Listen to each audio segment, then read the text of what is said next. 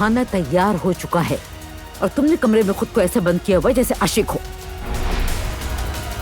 तुम मुस्कुराते हुए अच्छी लग रही हो। लगता है तुम दोनों ने सुलह कर ली है। हमारी कोई लड़ाई हुई ही नहीं थी, तो आप फिक्र मत कीजिए। दुआ, कोई मसला है? पता नहीं, मुझे घबराहट हो रही है। ग्रुप वर्क ही मुझे परेशान कर रहा है। अगर असलान को इस बात पे एतराज है कि ग्रुप में लड़के भी हैं तो वाकई एक संजीदा मसला है। असाइनमेंट मेरी मॉम के घर करते हैं। असलान से क्या कहोगी? चाहे कुछ भी हो जाए, हम दोनों एक दूसरे से सच बोलेंगे। वादा। वादा। ऐसी कोई बात है जो हमें नहीं मालूम? बाबा बिला वजह नाराज हो रहे हैं। बहुत फायदा होगा इस काम में, यकीन है मुझे।